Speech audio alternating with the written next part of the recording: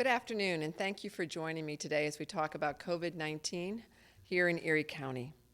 Today we have 13 new cases to report and 1 new death as of late last evening, which brings us to a total of 1,912 cumulative positive cases since March.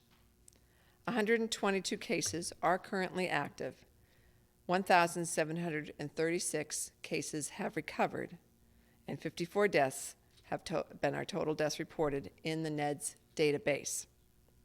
Of the cumulative cases in Erie County, 56% are female and 44% are male. Regarding race and ethnicity of our total cumulative cases, 66% are white residents, 17% are African American or Black residents, 8% Asian, 2% other, and 7% unknown. Regarding Hispanic origin, 6% are Hispanic of any race, 83% are non-Hispanic, and 12% are unknown. And the breakdown of the total cases by age in the past 7 days is 3% ages 0 to 4, 2% ages 5 to 9, 11% ages 10 to 18, 11% ages 19 to 24, 44% ages 25 to 49, 16% ages 50 to 64, and 12% ages 65 and older. And the cumulative ages since the beginning in March you can find at eriecountypa.gov. Study after study has shown us the importance of the effectiveness of wearing a mask when away from your home and with others. And we now have so many choices when it comes to what mask to wear. Many of us, in fact, are getting quite a collection of different masks. A few tips I'd like to bring out today. Avoid masks that are made from materials that make it too hard to breathe, such as vinyl.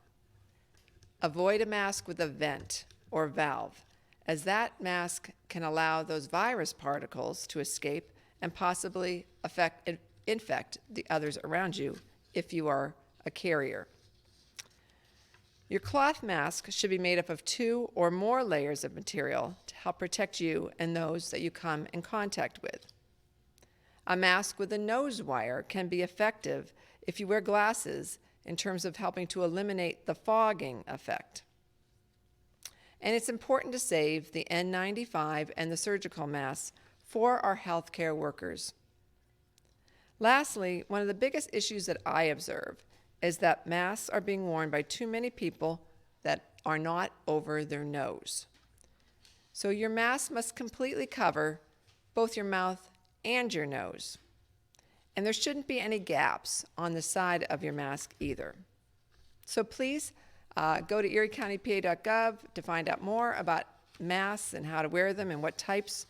And again, everyone wearing your mask is so important as we go forward, especially as we move inside in these wetter and colder months ahead. And now I'd like to invite Melissa Lyon, the Director of the Erie County Department of Health, to share an update from the Department of Health. Melissa? Thank you, County Executive. It's always a pleasure to be here on Wednesdays. So there are a couple of topics that I want to go over. They will seem repeat to many people, but at the same time, hearing the message more than once begins to drive home the importance of the message and what we need to be doing as a community. So we know that all close contacts of a known positive are recommended to get a test. A close contact is someone within 6 feet of a known positive for 15 minutes or more, even if both people are wearing masks. We know, as you have explained, masks significantly lower the rate of transition from person to person, but this does not reduce the risk to 0. It's so important to self-isolate until test results are received. So if you are a known positive contact or a contact of a known positive, if you are required or asked to get a test, please remember it is so important to self-isolate until test results are received. Per the Center for Disease Control and Prevention, to self-isolate means to stay at home and stay separated from household contacts to the extent possible. Use a separate bathroom and a separate bedroom to the extent possible. We know it's not always ideal and not all households are set up that way, but do your very best. This will minimize the potential spread of the disease in the community by staying home, and it will minimize the spread of disease to household contacts if you have a positive test result. So the reason for testing close contacts is to quickly identify individuals who are asymptomatic, mildly symptomatic, or even pre-symptomatic. What that means is that the case investigation and contact tracing can occur more quickly when a person is identified prior to symptoms, which then decreases the risk for additional spread in the community. So if you can imagine, if you're asymptomatic, meaning that you'll never get symptoms, or mildly symptomatic, meaning maybe a slight headache or a sore throat or just malaise, you may not think that you have COVID-19, or as you're moving around prior to the symptoms onset. And that's when the spread of disease is very dangerous, because the individuals are not even really aware that they are sick and spreading this virus in the community. So that is the reason that we're sending all close contacts and recommending that all close contacts of a known positive get a test. We know the spread of virus can occur 2 days prior to the onset of symptoms, and in many cases, persons that are asymptomatic would never know that they are a carrier of the virus, and therefore it's important that all known contacts get a test. However, the part that I know that many people are confused about, a negative test result does not, and I repeat, it does not release any known contact from the mandatory 14-day quarantine. We know that a positive test result can occur within the 14 days of exposure. Therefore, if someone tests negative, let's say on day 10, they are still in an incubation period for up to 4 more days. They could still become positive until day 14. So that test date is truly just a snapshot in time. On that day, when they were tested, they were negative. However, they could become positive up until day 14. And I am so sorry to report that a negative test result after being exposed to a known positive does not shorten the quarantine period. This has been confusing for many people, especially students and parents. But it's important, if you are a known contact to a positive, that you are compliant with the 14-day quarantine, regardless of the test result. As a second topic, I want to just stress the importance of self-isolating while you await test results. The average turnaround time was recently reported around 2 to 3 days. So regardless of the reason for requiring a test, it is critical to stay at home and stay separated from household contacts as much as possible while you await the test results. If people continue to go about their routine activities, such as going to work, socializing, attending sporting events, having dinner dates, shopping, etc., and then receive a positive test result, this can result in many people needing to quarantine, as well as a deep cleaning of places such as schools and daycare centers, churches, workplaces, social venues. And in extreme cases, this may result in the closure of schools, businesses, and workplaces for deep cleaning. This can be avoided by self-isolating for a few days while the test results are being processed. We have had a handful of cases recently that had not changed their day-to-day activities while they awaited test results, and that did result in 20 or more people as known contacts, and there were likely some unknown contacts such as strangers. These have impacted schools and daycare facilities, workplaces, and many families. So please, you are urged, when you have awaiting test results, stay home.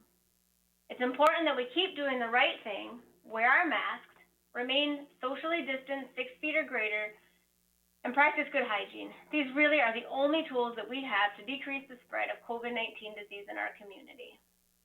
I know it's tiring, and I know we're hitting the fatigue mark, or maybe many of us are past the fatigue mark, but these really are the only tools that we have. So lastly, I was asked to talk a little bit about Halloween, and if I still believe that Halloween can be observed safely. And I do stand behind my early statement that this can be celebrated safely if proper modifications are made to the activities. And the CDC ranks the risk of activities into certain levels, such as low-risk activities, moderate-risk activities, and high-risk activities.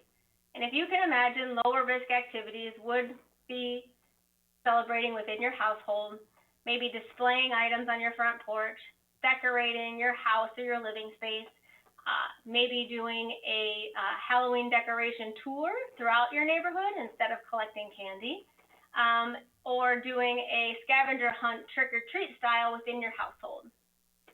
Moderate activities would be small groups outdoors in open air areas that are distanced 6 feet or greater, attending a party that is outdoors, open air, one-way walking in, walking through, and walking out, and then visiting pumpkin patches or orchard where people use hand sanitizer before and after touching pumpkins or picking apples. Some of the higher risk activities would be in-person trick-or-treating, where individuals are handed treats from neighbors. So if there is going to be trick-or-treat exchange, we recommend that that be a contactless exchange. So preparing ahead of time prepackaged treats that can be displayed either near the sidewalk or in the yard so that people can stay distant 6 feet or greater as they're collecting their treat. Also doing anything indoors, such as haunted houses or crowded areas where people are screaming. So screaming is a high-risk event, as we know that that would project particulates from our mouths, even when we're wearing masks, further. So trying to decrease the number of screaming or scary activities that you participate in. So with that being said, I wish everyone the best of luck as they celebrate Halloween and they do it safely. If they make the appropriate modifications, have fun this holiday. Thank you, and I turn it back over to you, County Executive. Thank you, Director Lyon. Always some great information. I want to announce two special programs that are happening now that we'd like people to participate in. The first is we opened up this morning the second round of applications for the Erie County CARES funding. These opened on our website, eriecountypa.gov, and that would be the Nonprofit Assistance Grant Programs, the Municipal Reimbursement Program, and the Personal Protection Equipment for Small Business Program. That's open to any business with 100 employees or less.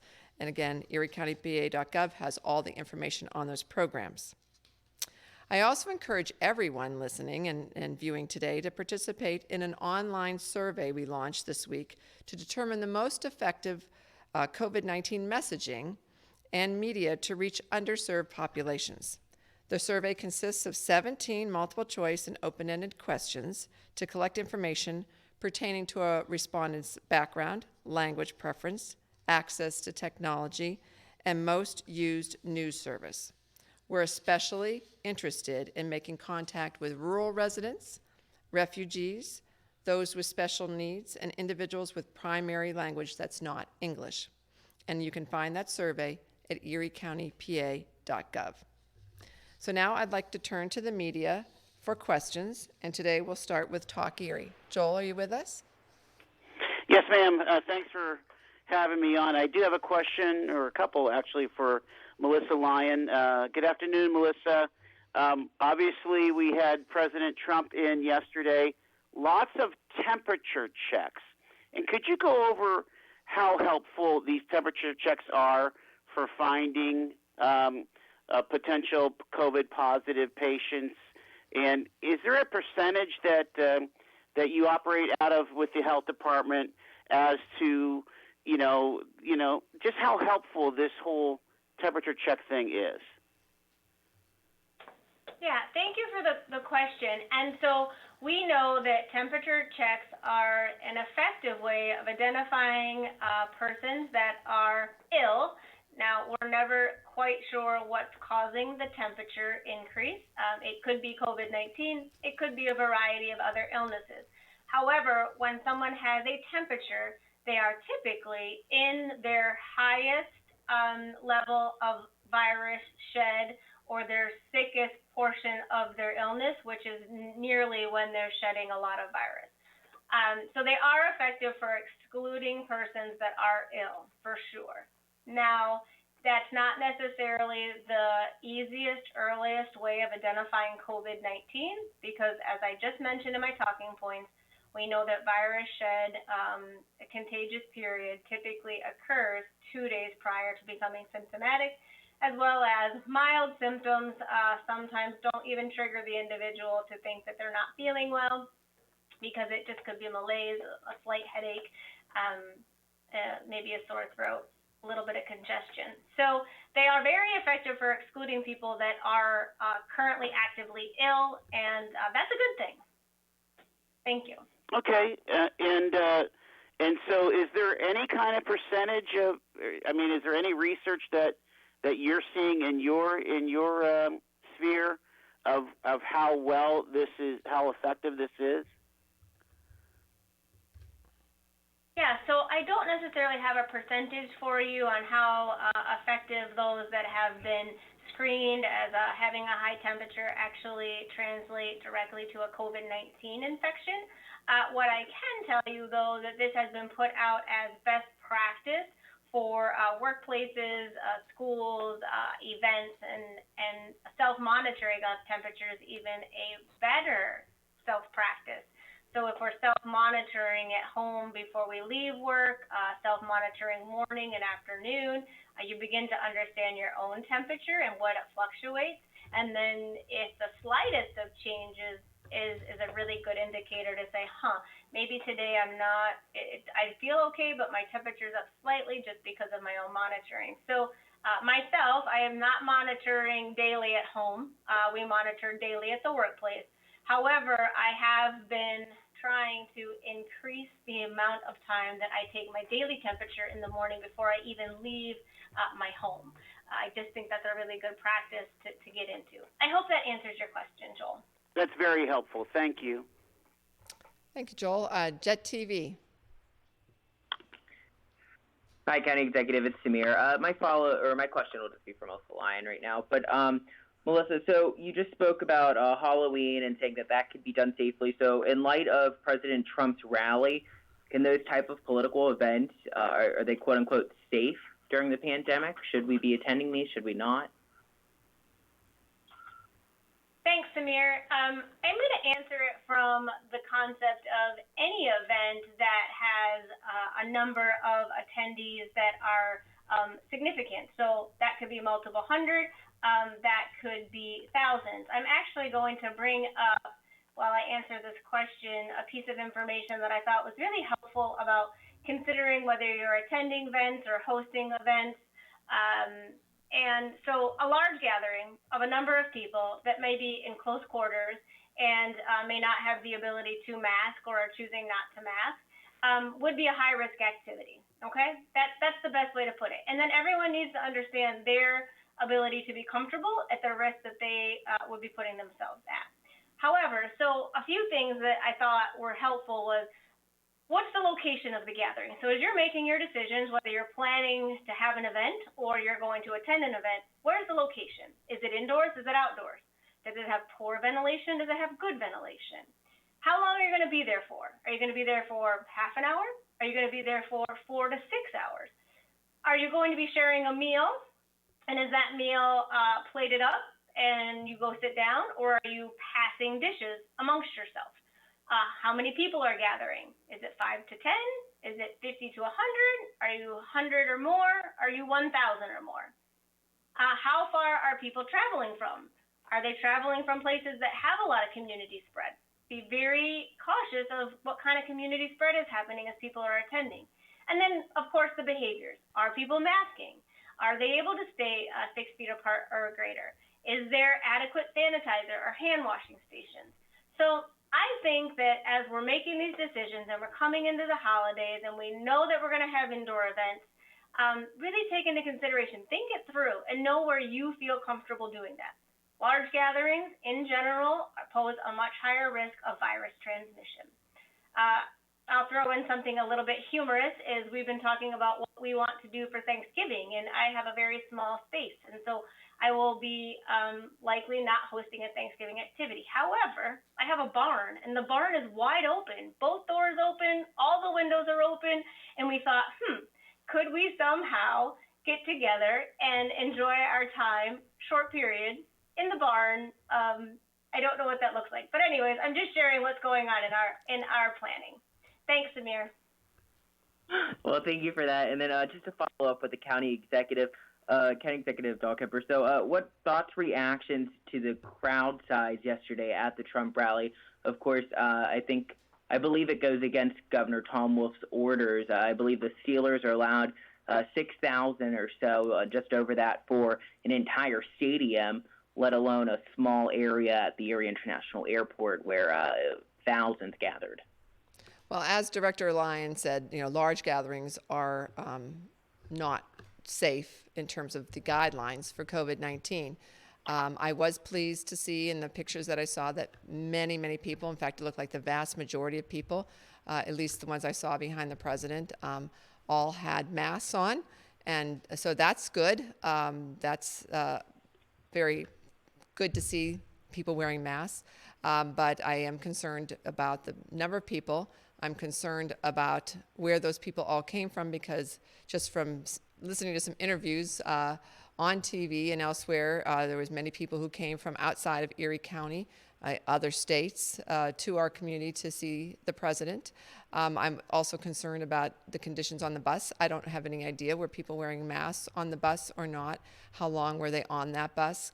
Were they divided by 6 feet or more or not? Because we know when you're in a close situation like that, you're indoors. At least while they were at the airport, they were on the tarmac and they were outside. So they were outside, they were mostly wearing masks. They were obviously not socially distanced from each other, and they were also together for many, many hours. So there's some concern, obviously, there. Thank you. Thank you. Erie Times News. Yes, Kathy, it's David. And just to follow up on that, do your concerns, and this is either for you or for Melissa, do these concerns rise to the level that the state regulations were violated? What, if you can take me through this from an enforcement perspective, is there anything that might lead to a citation that happened at the rally yesterday? So I'm going to let Melissa talk about that, but I will start by saying that we did send, as we do for any event, we did send correspondence saying these are the guidelines, and we ask that the guidelines be followed. So I will let Melissa speak to anything further on the enforcement side. Yes, David, as we've spoken in the past, the ability to enforce or have good compliance, we're very limited. We did send communication, and I don't have hard numbers of how many people really attended. I would say that all of the information that we received was somewhat anecdotal or estimations. So the outdoor event, how I have interpreted the guidance from the governor's office is 7,500 people is the maximum. And so with that being said, there had been reports that they were near the 7,500. And so at this point, there won't be any citations that I'm aware of. Okay. And as far as the bus transportation, is that something that the health department will be looking into at any other, in the next few days, or anything, other aspects of the rally in terms of compliance? There won't be a formal follow-up on that. If we see cases related to it, I suspect that will be part of our investigation. If something comes out of that investigation that's concerning, would we bring it forward and discuss, is there some reason to do extra education, outreach, compliance, mitigation measures? We could do that. But that's going to take, up to 2 weeks to determine if there had been aggressive virus spread due to activities related to the event. All right, thank you. Thank you. Erie News Now. Hi, it's Lisa Adams today. My question is for Melissa. She just sort of answered it there, but I did want you to amplify a little bit on if there is any community spread or spread into multiple communities from the rally. It will take you 2 weeks to identify that? So if exposure, let's say exposure occurred at the event, it would take up to 2 weeks. That's the incubation period from time of exposure to the time of symptoms. Day 7 to day 10, we could see an uptick. As I've talked in the past, though, it's really difficult. So I think we have been talking about the marches. There have been some marches and gathering around Black Lives Matter.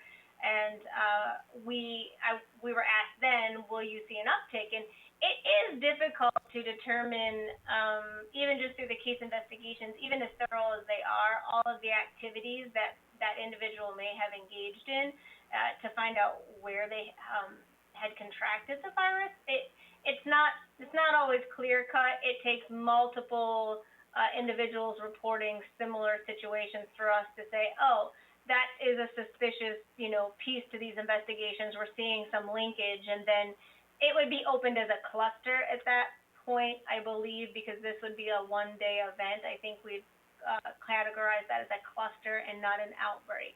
I hope that helps answer your question, Lisa. Yes, I think it does. And I just to follow up, just today, some new guidance came out from the CDC about what is social distancing. We had heard like a solid 15 minutes within 6 feet of someone, but now the CDC today is saying it might be something that adds up to a total of 15 minutes, so shorter repeated contact with somebody over a 24-hour period. So what do you make of that new guidance, and what advice would you give to people here, say, in a household, in a workplace?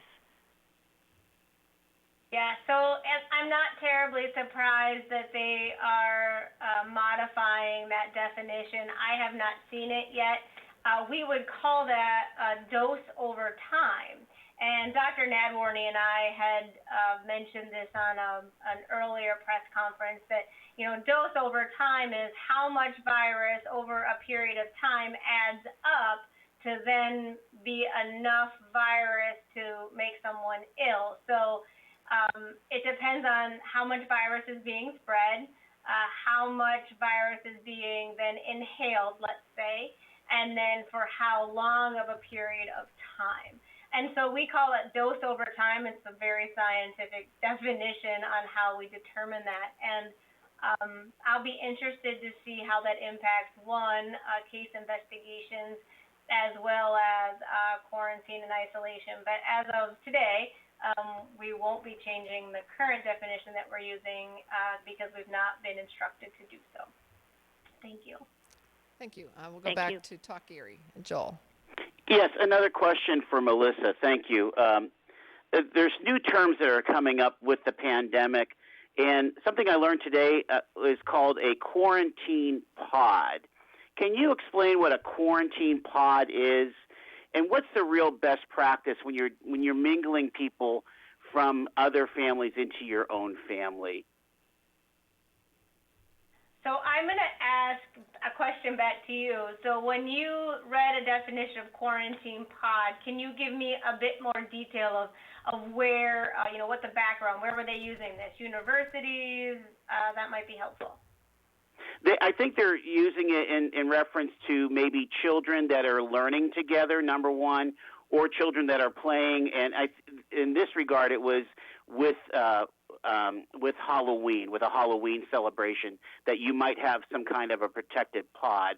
But I'm not sure how you can identify that according to current guidelines. So, Joel, I would say for the Erie County Department of Health practice and from a public health perspective, when we're talking about quarantine, we really want individuals to quarantine as separately as possible, because if by chance, anytime during that quarantine, they become symptomatic or test positive, anyone that's in that quarantine pod with them would start their quarantine all over. So if you can imagine 2 or 3 people quarantining at once and someone becoming positive, like say day 10, then the other 2 have to start from day 0 after that person is no longer symptomatic. So I say this because it can add up to 28, multiple days, months sometimes, depending on how many people and how long they're ill for. So we don't recommend it. And so I would say that's not a best practice. I don't love to use the word speculate, but I can make a educated guess that the reason that they're doing some sort of quarantine pod is that, one, they may not have other options available to them, and two, it continues them to, like you said, educate or keep people moving in their activities. But it is not a best practice, and we will not likely be endorsing that practice here in Erie County. Thank you. And they might be using the word quarantine when they really mean lockdown or shutdown. I mean, again, people are throwing terms back and forth, right? Your official designation of a quarantine is if there was a known illness in that circle, correct? So quarantine would be they were a contact of a known positive or a high risk of becoming positive, correct? Thank you. Thank you, Joel. You're welcome. I have heard the word COVID pod, and I don't think it's an official term, but I have heard of groups of people.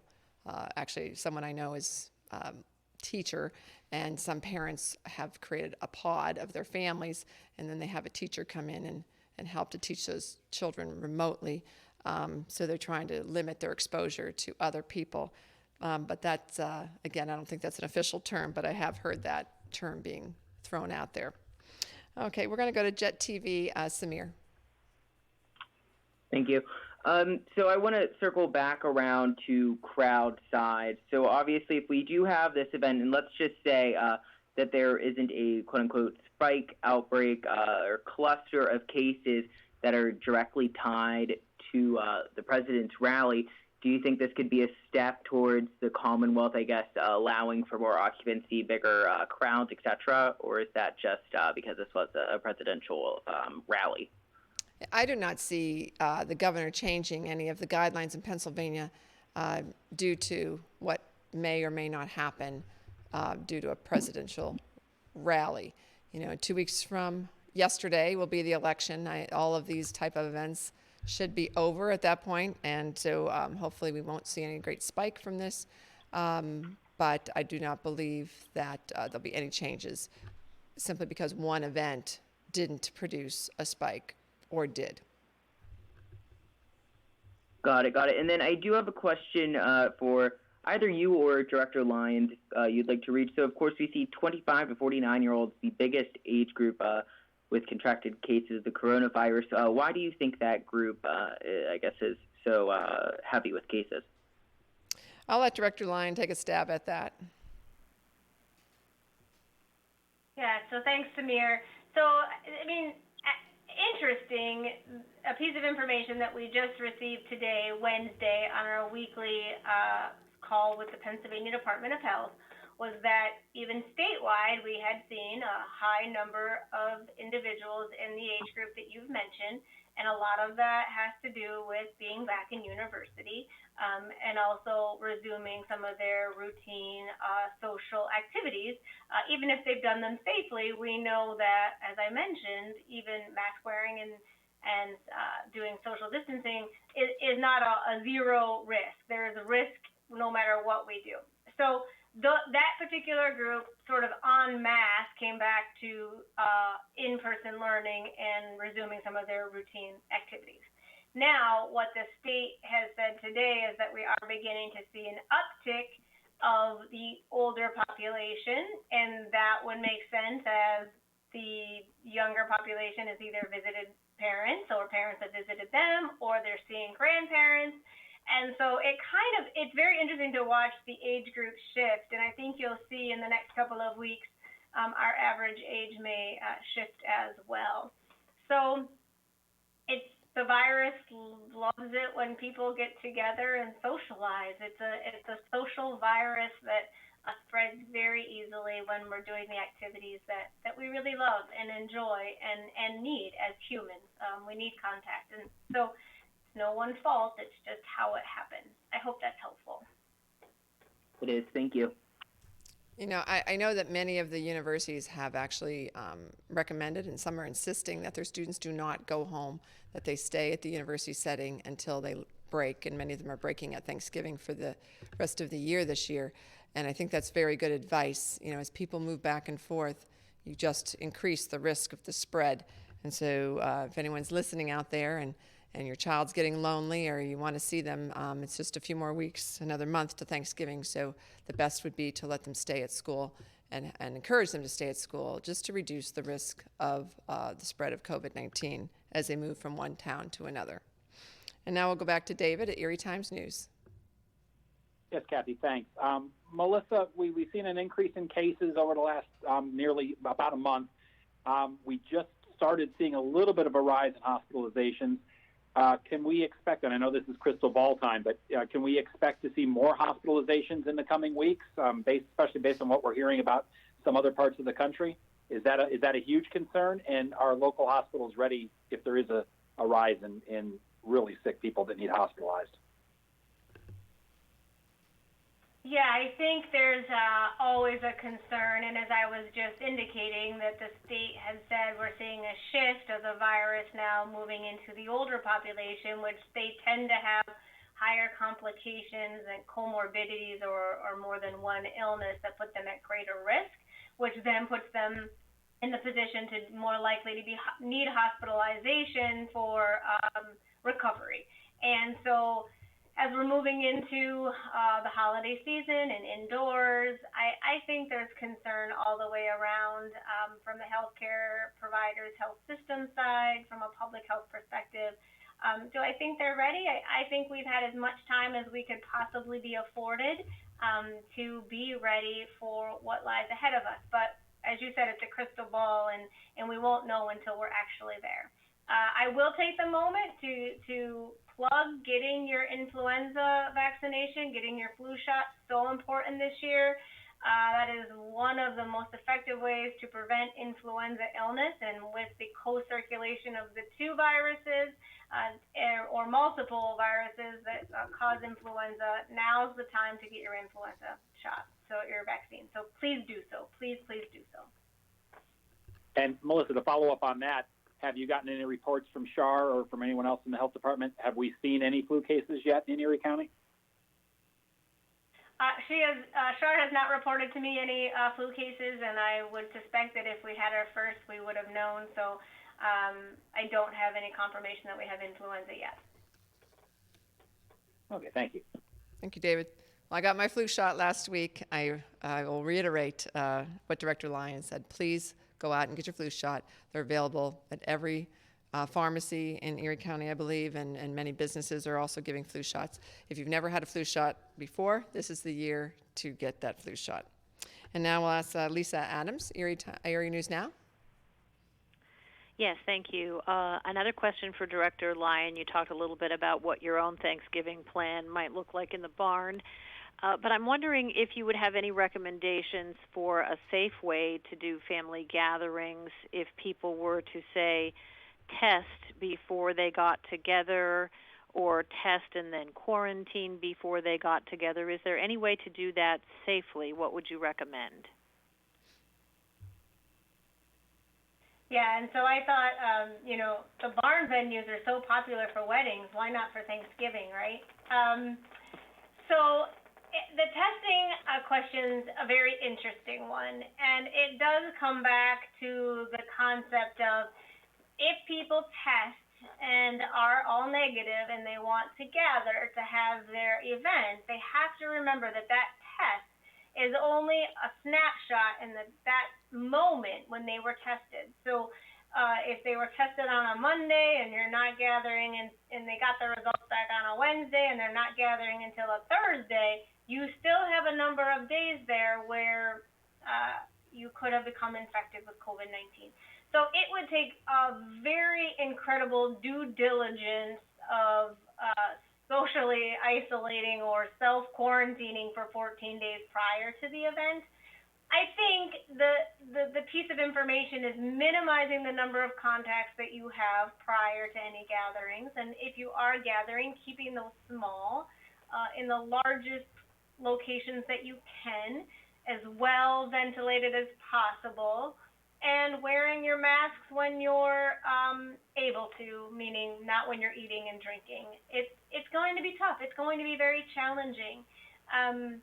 I also think that testing prior to an event is just going to be logistically difficult because testing is not just widely available for anyone that wants it per se without needing a doctor's orders. There is some available, but if there was a large desire for that, we would overwhelm the system fairly quickly.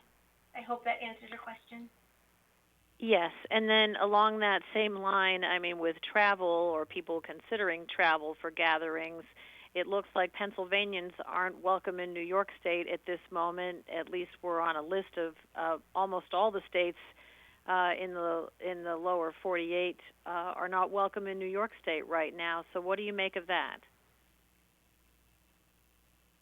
Yeah, I had heard that New York had increased the number of states that they were requiring not come into New York. I think across the nation, as we've seen, cases are increasing. And so as we have increased cases, that would indicate there's likely more community spread. And each governor has had to make their own decisions to protect their residents. And so I'm not here to say, right or wrong. I'm here to say that that's the decisions that are being made. But we are seeing increased cases across the country, Pennsylvania included. So again, it's time to double down and really do our due diligence to stay as safe as possible. So thanks, Lisa. Yes, thank you. I think it's important for those listening and viewing to know that the governor of New York has said Pennsylvania and New Jersey, although we're not on the list, he's encouraging that there not be travel that's not essential between those states. And we do have many people who live in New York and Ohio, for example, who come to work in Erie County and vice versa, people who live here and go to work in those states. So there is no restriction against you doing that. The encouragement from the governor of New York is that your travel to New York and their travel outside to Pennsylvania be limited to what's essential. And we'll go back for a final round of questions. Joel, Talk Erie, do you have any last question? Just one quick one for you, County Executive. I'm doing my candidate profile interviews, and it keeps coming up that the state is sitting on $1.3 billion in CARES Act funding. Are you making Erie County's voice heard on what you think should be priorities that way to spend that money? Well, certainly, we continue to get our CARES Act money out, and we are in the middle of doing that, and we're very grateful for that money. But in terms of specific uses of that money, I haven't been lobbying for anything specific, but there are all sorts of needs, and I'm sure the governor has a huge list in front of him that he will decide where that money goes. Thanks. Jet TV, Samir, do you have a final question? Yep, just one question. I am going to circle back around to the rally. So as we noticed, obviously, cases across the country in Erie County, across the Commonwealth, kind of seeing an uptick or start to rise once again. And last night, the president, I'm paraphrasing, said something about he doesn't know why the governor hasn't reopened. So from your standpoint as the county executive, as well as Director Lyons, do you think Erie County, let alone the Commonwealth, is ready to reopen and get back to places like other states, let's just say Florida, Texas? I guess I would say, from my viewpoint, what we've done in Pennsylvania here has been working.